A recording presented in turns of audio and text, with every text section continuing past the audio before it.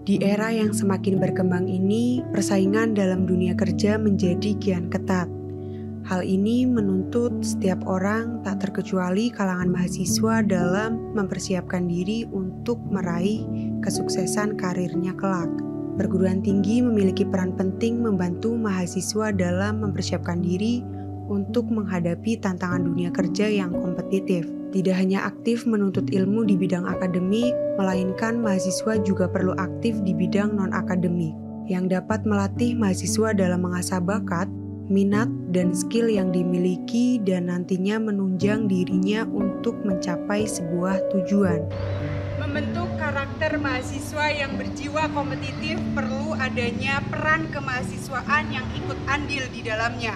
Kemahasiswaan yang merupakan bagian sistem dari perguruan tinggi yang memberikan pelayanan berupa minat, bakat, pengorganisasian, pendanaan kegiatan mahasiswaan, dan juga fasilitas terhadap alumni, yang mana sebagai upaya perguruan tinggi menciptakan lulusan yang berjiwa kompetitif dan juga mampu bersaing di dunia kerja. Saya Revi Ayunida bersama Kerah Ungu mengupas tuntas jiwa kompetitif penentu kesuksesan mahasiswa. Kalau nggak salah ada 9 UKM ya, unit kegiatan mahasiswa, lalu ada BEM, ada SEMA mahasiswa. Ini sarana yang membantu mengembangkan mahasiswa supaya mahasiswa ini berkembang sampai dia punya kemampuan, punya skill, punya kompetensi yang lengkap ya, tidak hanya akademik tapi juga non akademik. Salah satunya menjaga prestasi mahasiswa. Itu di Amikom itu kita mengadakan banyak kompetisi ya, semacam lomba-lomba akademik dan non akademik di internal kita, yang itu bekerjasama dengan organisasi mahasiswa. Ini sebagai tahap persiapan sekaligus menjaga talent ya, supaya ada terus kaderisasinya ya Pak. Kaderisasinya jalan, lalu kemudian kita ikutkan di lomba-lomba sampai ke tingkat nasional. Sampai ke tingkat nasional, dan jenis lombanya ini ada banyak ya, sampai ke lomba bisnis juga kita pernah ikut, dan alhamdulillah ada hasilnya. Alhamdulillah ada hasil, juga bisa menjadi bekal. Prestasi-prestasi ini nanti sebetulnya ini jadi bekal mahasiswa untuk nanti masuk di dunia kerja dan bisnis. Itu lagi, ada satu lagi program MBKM.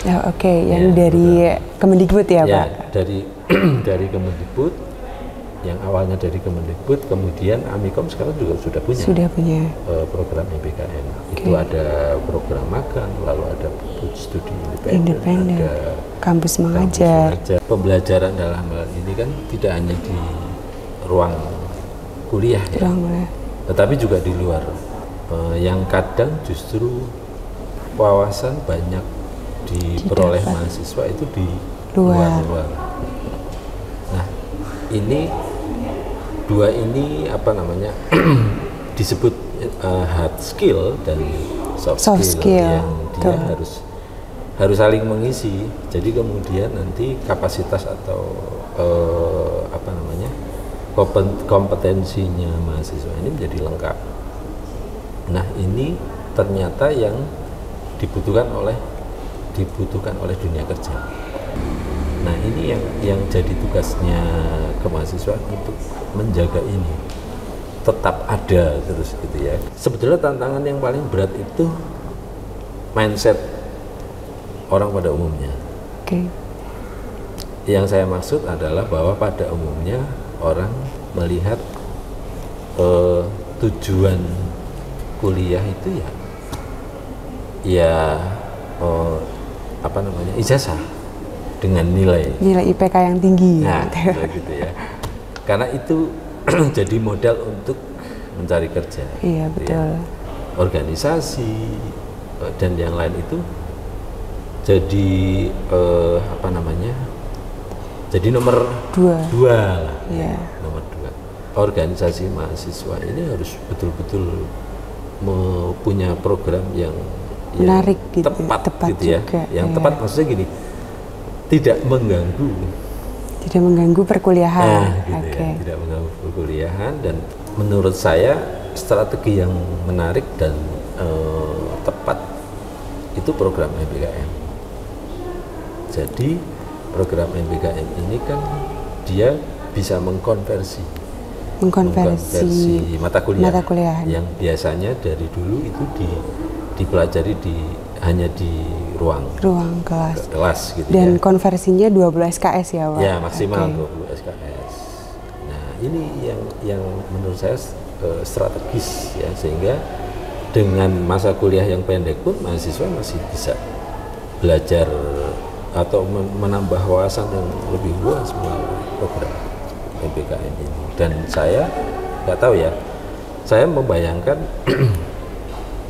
mahasiswa bisa magang di organisasi mahasiswa sampai seperti itu. Ya, jadi betul. Ketika kita tahu persis kebutuhan mahasiswa, maka kita bisa membuat kurikulum yang tepat. Oke. Kira-kira. Sebetulnya bagian kemahasiswaan itu adalah ujung tombaknya kampus. Dia yang punya fungsi untuk menggerakkan sivitas akademika untuk melayani mahasiswa. Semakin banyak mahasiswa yang berprestasi, maka itu menunjukkan keberhasilan pendidikan di kampus. Ketika mahasiswa ini dianggap sebagai aset yang termahal bagi kampus-kampus, ke menjaga supaya pembelajarannya itu tetap on the track. Ya, on the track itu misalnya sesuai dengan visi misinya kampus. Kemudian bagian kemahasiswaan menjadi penting juga karena memang keberhasilan melayani kampus ini cukup tergantung ke bagian kemahasiswaan.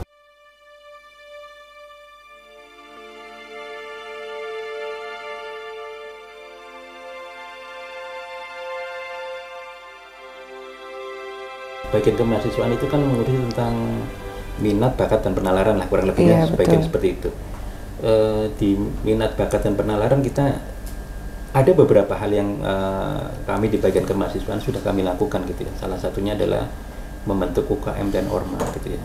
Di mana UKM Orma itu betul-betul kegiatan yang sangat positif ya. Tempat kita itu mengembangkan skill sih benar Pak. Iya, itu sangat berguna banget bagi diri saya sendiri gitu, dan teman-teman yang bergabung. Pastinya. Dan kemahasiswaan juga kalau bidang penalaran juga kita selain UKM Orma juga kan kita sangat mendukung program pemerintah seperti yang tadi kami jelaskan tentang MBKM ya. Kita kan supportnya luar biasa, ibaratnya terbukti kita kemarin di Amikop termasuk paling banyak ya untuk masuk program MBKM. Yang bergabung. Banyaknya luar biasa yang ikut, dan kita juga kayak PKM, kegiatan yang diadakan oleh pemerintah juga, yang baik itu melalui pusat prestasi nasional, Puskesmas, Kemendikbud dan sebagainya kita support. Misalkan PKM contoh, kita support untuk kegiatan-kegiatan tersebut. Ini sudah ada nih. Udah ada fasilitasnya nih. Sudah ada nih. UKM Orma udah berapa banyak gitu kan. Iya, betul. Terus kegiatan berhubungan dengan penalaran dan sebagainya juga sudah kami siapkan, misalkan ikut lomba dan sebagainya. Tinggal bagaimana nih teman-teman mau memanfaatkan apa tidak? Itu kan jadi satu pertanyaan besar yang harus dijawab oleh diri mahasiswa masing-masing gitu kan. Iya betul Pak. Bisa menyadari akan hal yang sudah ada atau belum sih gitu sebagai mahasiswa gitu. Salah satu hal yang menurut saya apa ya, dan ini menarik gitu ya, yaitu salah satu PPK Ormawa adalah pemberdayaan ekonomi masyarakat. Betul. Teman-teman melakukan pengabdian kepada masyarakat, di mana pengabdian itu kalau saya di agama kita, di agama Islam itu mengatakan bahwa ketika kita melakukan sebuah pengabdian dan itu berdampak dan itu akan berkelanjutan, disitulah ada pahala gitu. Iya. Makanya kegiatan UKM walaupun non PPK Ormawa kan teman-teman tetap melakukan pengabdian kepada masyarakat. Iya betul, ada kegiatan sosial yang bisa dilakukan. Menarik tuh UKM di Amikom itu. Iya, banyak kegiatan dan banyak lingkupnya ya Pak. Misalkan ada seni juga gitu, tidak hanya lingkup sosial gitu Pak. banyaklah yang bisa kita pelajari di situ. Keagamaan juga teman-teman bisa ada, rohanian. Ya, tinggal teman-teman bagaimana mau ikut apa enggak. Menurut Bapak sendiri nih, mahasiswa yang kompetitif itu mahasiswa yang bagaimana sih, Pak? Oke, mahasiswa kompetitif ya. Kalau misalkan kita berbicara masalah mahasiswa kompetitif memang luas ya Mbak ya. Iya, luas. Tetapi saya sedikit menggarisbawahi mahasiswa kompetitif itu yang pertama ya adaptif pastinya. Maksudnya adaptif itu kita menjadi mahasiswa itu secara umum bisa, karena kan kita kan mahasiswa itu berada pada satu masa transisi ya, antara jenjang pendidikan SMA ke aliyah ke perguruan tinggi. Walaupun mungkin nanti, dan ini menurut saya masa fase pertama kali, karena Pak bisa dong Pak besok setelah lulus dari kuliah S1 bisa S2, S3 dan sebagainya, tapi masa adaptifnya ini itu pertama kali. Dan itu kompetitif, adaptif luas sekali lah. Yang pertama adaptif itu salah satunya adalah bisa memanajemen diri dong pastinya. Manajemen diri itu sangat pentingnya, luar biasa. Ketika kuliah itu tidak bisa punya manajemen diri dengan baik, ya hanya kuliah saja ya. Punya goals yang jelas. Punya goals dan punya tujuan arahnya seperti apa. Karena ketika niatnya kuliah itu, mohon maaf kalau ketika niat awal kuliah itu yang penting kuliah lulus jadi sarjana, nilai IPK yang tinggi, ya akan dapatnya itu saja. Menurut saya seperti itu. Seberapa penting pengalaman organisasi di dalam dunia kerja, Pak? Ya, beberapa perusahaan organisasi melihat poin penting nilai lebih adalah ketika di kurikulum vitae yang ada di SKPI itu ada tertulis. Salah satunya ikut program ini, ikut UKM ini, ikut organisasi ini, sebagainya. Itu nilai lebih. Jadi beberapa perusahaan sekarang sudah terbuka sekali bahwa ternyata yang ikut itu, ini logika sederhana. Ini kebetulan karena saya sudah pernah bekerja beberapa kali pindah di organisasi. Kalau orang yang tidak pernah ikut organisasi, masuk di dunia kerja, biasanya harus dilatih kembali manajemen organisasi seperti apa, menghadapi konflik seperti apa. Jadi harus. Tapi kalau yang sudah pernah, tinggal menjalankan gitu. Iya betul Pak. Jadi menurut saya ini relevansinya luar biasa, ini penting sekali. Terbukti tadi ada contoh SKPI. SKPI apakah yang mengeluarkan Amikom? Tidak kan? Bukan, maksudnya mengeluarkan memang kampus, tapi ada dari kementerian itu ada standarnya. Ada standarisasi. Aturan, ya ada aturan bahwa kampus itu harus mengeluarkan SKPI. Itu untuk apa? Ya untuk biar memudahkan perusahaan untuk menilai, oh ini ternyata kompetensinya ini ya, mahir ini. Iya betul. Jadi pentingnya luar biasa menurut saya. Jadi memang di dunia usaha, dunia industri itu organisasi banyak hal ya. Salah satu organisasi ya. Kompetensi diri, organisasi, dan bahkan organisasi gitu ya, masih sangat relevan dan eman-eman lah kalau nggak ikut. Iya gitu mungkin ya Pak. Satu lagi kata kunci, ketika kita sudah melakukan proses itu dan sebagainya, yang tidak kalah penting yaitu attitude ya Pak. Secara keilmuan mungkin keren banget gitu ya, wah kuliahnya banyaknya luar biasa, tetapi attitude kita itu ya paling penting dan paling utama. Itu penting sekali, betul itu. Betul sih Pak. Karena kalau kita melihat banyak perilaku tindakan koruptif di sana gitu ya, itu ya karena mungkin salah satunya tidak bisa menjaga attitude kita, kepribadian kita itu tidak bisa dijaga. Iya betul. Salah satunya itu, jadi udah berproses dan sebagainya, salah satu itu adalah attitude dan perilaku itu juga penting. Iya, dalam keberlangsungan kita sebagai makhluk sosial yang selalu ingin berkembang dan selalu ingin berkembang lebih pesat lah ya Pak. Gitu. Jadi ditakdirkan menjadi makhluk sosial yang sejatinya. Iya, kan ada hablum minanas itu. Iya betul. Gitu. Mahasiswa tidak hanya memiliki tanggung jawab akademik, melainkan juga memiliki tanggung jawab sosial.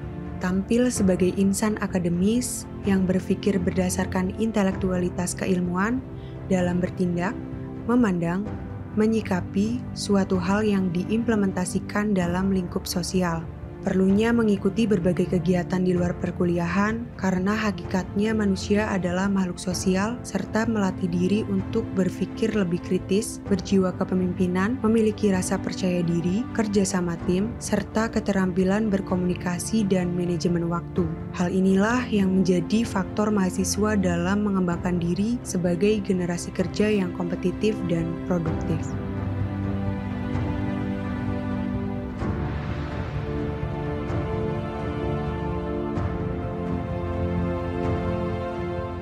Aku tuh lulusan dari angkatan 19, baru lulus di tahun 2023. Setelah lulus, Kak Moza sudah bekerja di mana nih sekarang? Untuk saat ini bersyukurnya tuh udah dapat kerjaan di Java Heritage Hotel di Purwokerto aja sih. Iya betul. Dan posisinya sebagai apa di Java Heritage? Untuk posisinya itu sebagai staff marketing, lebih tepatnya sih di marketing communication. Oke, cukup Gitu. bagus ya marketing communication. Iya. Di ilmu komunikasi Kak Moza ambil konsentrasi apa? Sebelumnya itu diambil di public relations sih. Jadi memang ada relasinya ya. Selama perkuliahan di Amikom, Kak Moza kesibukannya ngapain aja selain akademik? Kalau misalkan saat kuliah, karena memang waktunya juga ya, jadi kalau misalkan aku tuh lebih ke UKM aja sih. Karena memang ketika UKM tuh banyak banget kegiatan event-event kayak gitu. Jadi tuh cukup menguras aja sih untuk aku situ. Dari Kak Moza kan bergabung UKM ataupun wedding gitu, hobinya Kak Moza gitu. Oke. Manfaat apa sih yang didapat dari Kak Moza gitu? Mungkin dari ikut organisasi dulu Kak, manfaatnya ke diri sendiri gitu. Manfaatnya sih pasti banyak ya. Karena berarti kan dari awal semester aku udah ngikut ASEM ini gitu. Dari mulai berproses, gimana caranya kita bisa bikin lagu, gimana cara kita bisa, terutama PD dulu sih. Jadi mungkin manfaatnya bisa diambil adalah kita bisa mengasah kepercayaan diri kita di situ. Kemudian public speakingnya juga, karena kebetulan aku vokal. Kemudian public relation itu lebih ke gimana cara kita bisa relasi bareng sama UKM-UKM lain atau bahkan kampus-kampus lain gitu. Selain itu manfaatnya ya kita bisa manajemen waktu. Jadi nggak cuma kita fokus untuk kuliah, tapi kita juga punya relasi di luar teman-teman kampus gitu loh. Atau mungkin misalkan beda-beda jurusan. Jadi kalau misalkan kita cuma mungkin kuliah aja gitu kan, kita mungkin akan cuma punya temen yang ya udah di aja, gitu. Betul, satu jurusan aja. Tapi kalau misalkan kita gabung organisasi, kita kan ketemu sama teman-teman yang beda jurusan, beda univ juga. Betul, terus beda-beda hobi. Ini penting juga sih untuk teman-teman mahasiswa juga, boleh jadi inspiratif lah dari Kak Moza gitu. Bener, karena menurut aku sih kayak ketika kamu cuma kuliah dan nggak ngambil relasi itu, nanti ketika misalkan kamu udah lulus atau bahkan ketika kamu masih kuliah juga, kamu tetap butuh orang-orang lain gitu loh. Yang mungkin misalkan kalau misalkan aku kan udah lulus, jadi aku butuh relasi. Oh, ternyata ada kerjaan lo di sini, ternyata mungkin ada event lo di sini gitu. Jadi lebih ke arah situ sih. Oke. Dan setelah tahu nih ya, Kak Moza pasti tahu dong efek ke diri sendiri apa gitu tentang manfaat benefitnya tadi gitu. Dan apakah sangat berguna banget nih di dunia kerja sekarang gitu, Kak Moza, gimana? Oke, karena kebetulan pekerjaan aku masih ada korelasinya ya bareng sama PR. Jadi pastinya di kebermanfaat organisasi dulu ya. Di organisasi dulu di UKM itu pastinya ada manfaatnya, terutama itu kayak kepercayaan diri, public speaking aku, kemudian public relation aku juga diasah di situ. Karena kebetulan kan aku di bagian marketing communication yang pastinya kan harus berhubungan sama stakeholder ataupun pihak internal maupun eksternal gitu kan. Jadi memang itu pastinya kerasa banget sih manfaatnya gitu. Terus kemudian selain itu mungkin lebih ke arah ya gimana caranya kita tuh lebih pede aja untuk ngobrol sama orang lain gitu, tanpa perlu kita mikir wah nanti kita kalau ketemu sama orang mau ngomong apa ya gitu. Jadi lebih ke arah situ sih. Oke. Dan menurut Kak Moza sendiri nih, mahasiswa yang kompetitif di dunia kerja itu harus ngapain aja sih Kak gitu? Apakah kita harus mengikuti perlombaan ini dan harus juara, atau cuma ya udah kuliah yang penting IPK-nya tinggi, atau kita harus bergabung organisasi gitu, atau gimana sih menurut Kak Moza sendiri gitu? Harus gimana gitu sebagai mahasiswa yang kompetitif di dunia kerja gitu? Sebenarnya jiwa kompetitif itu memang harus punya ya, harus wajib ada dalam diri gitu. Cuma kebetulan dari aku sendiri pun mungkin lebih bukan mengikuti lomba-lomba sih, tapi lebih ke mempush diri kita kayak, kamu mau jadi apa sih kayak gitu. Atau misalkan kamu ikut organisasi, goalsnya apa sih gitu. Dan kebetulan kalau misalkan di ASEM saat itu tuh aku harus punya lagu gitu. Aku harus bisa produksi lagu aku sendiri gitu. Jadi gimana caranya? Ya aku berarti harus bisa bikin lirik, atau aku harus bisa nada, musik kayak gitu. Jadi lebih ke goalsnya itu gimana. Jadi aku harus nge-push diri aku gitu. Kalau misalkan untuk kompetitif lomba, itu memang berperan penting ketika misalkan kamu mau masuk perusahaan. Nanti kan akan dilihat gitu kayak, oh ternyata kamu pernah ikut lomba-lomba ini loh. Pengalamannya. Betul, jadi kan akan jadi pertimbangan. Mungkin itu sih lebih ke arahnya ke situ gitu. Tapi kalau misalkan memang lomba, kadang kan nggak semua orang punya jiwa kompetitifnya itu tinggi ya. Tapi setidaknya kamu tuh punya goals atau punya nge-push diri kamu sendiri, kamu mau jadi apa kayak gitu, lebih ke arah. Dan kalau soal IPK, kan banyak yang bilang IPK, buat apa IPK tinggi kalau misalkan kamu juga nggak bisa ngapa-ngapain, atau mungkin nggak paham tentang apa yang kamu dapetin gitu. Sebenarnya nilai itu yang memang berpengaruh ketika perusahaan nerima kamu juga dilihat dari nilai dulu sih, dari IPK dulu gitu. Cuma kan application-nya gimana, kamu nanti selama pekerjaan relate nggak nih sama apa yang kamu dapetin ketika ketika kamu dapatkan di kuliah atau mungkin di kegiatan kamu selama sehari-hari gitu. Jadi sebenarnya harus ada perbandingan sih, kayak ketika nilai kamu tinggi ya bener-bener itu memang kamu tahu gitu loh, bukan hanya sekedar nilai yang tinggi tapi ternyata itu hanya cuma kosong aja gitu, kamu nggak tahu apa yang kamu pelajarin ketika kuliah, apa yang kamu pelajarin di dunia luar kayak gitu.